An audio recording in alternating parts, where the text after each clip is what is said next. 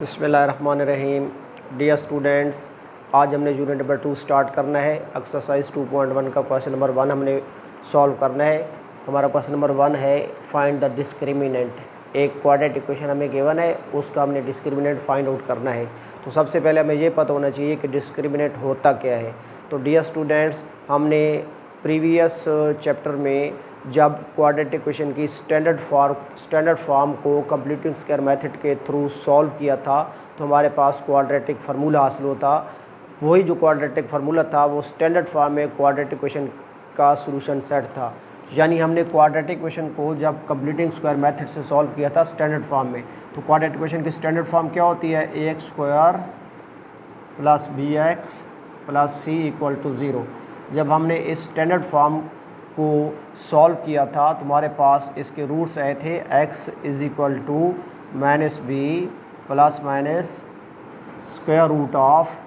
√b² - 4ac/2a, और जिसको हमने क्वाड्रेटिक फार्मूले के तौर पे यूज़ किया था।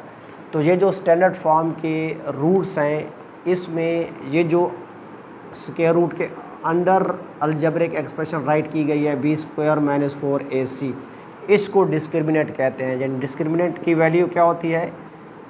b² - 4ac। डिस्क्रिमिनेशन से यानी फ़र्क करना, फ़र्क डिफरेंस को कहते हैं। क्योंकि b² की वैल्यू में से 4ac माइनस हो रहा है, माइनस को डिफरेंस कहते हैं, और इस वजह से इसको डिस्क्रिमिनेंट कहते हैं, यानी फ़र्क कुनिंदा। तो ये हमारे पास डिस्क्रिमिनेंट का फार्मूला है b² - 4ac। तो डिस्क्रिमिनेंट फाइंड आउट करने के लिए हमारे पास a की वैल्यू नहीं चाहिए, b की वैल्यू नहीं चाहिए और c की वैल्यू नहीं चाहिए, जो कि हम गिवन क्वाड्रेटिक इक्वेशन को स्टैंडर्ड फॉर्म के साथ कंपेयर करके हम a b c की वैल्यूज़ फाइंड आउट कर लेंगे। देन डिस्क्रिमिनेंट के फार्मूले में वो वैल्यूज़ पुट करेंगे तो हमारे पास डिस्क्रिमिनेंट आ जाएगा। तो यहाँ पे चूँकि हमने डिस्क्रिमिनेंट फाइंड आउट करना है, तो सोल्यूशन सेट में सबसे पहले हम लिखेंगे डिस्क्रिमिनेंट = क्वेश्चन मार्क, फिर लिखेंगे given equation is 6x² - 8x + 3 = 0। यहाँ जो x² का कोफिशिएंट 6 है ये a की वैल्यू होगा, और ये जो x का कोफिशिएंट -8 है ये b की वैल्यू है, और ये जो कांस्टेंट टर्म c है, ये जो कांस्टेंट टर्म 3 है ये c की वैल्यू होगा। यानी हेयर जहाँ पे राइट करेंगे कि हेयर a = 6 x² का कोफिशिएंट, b = -8 x का कोफिशिएंट, और कांस्टेंट टर्म 3 = c। अब हम डिस्क्रिमिनेंट का फार्मूला पुट करेंगे, राइट करेंगे कि we know that discriminant is equal to b² - 4ac। तो अब यहाँ पे वैल्यूज़ पुट करेंगे। b की वैल्यू यहाँ हमारे पास -8 है, तो b की वैल्यू पुट कर देंगे -8। तो b का स्क्वायर है तो -8 का भी स्क्वायर पुट कर देंगे।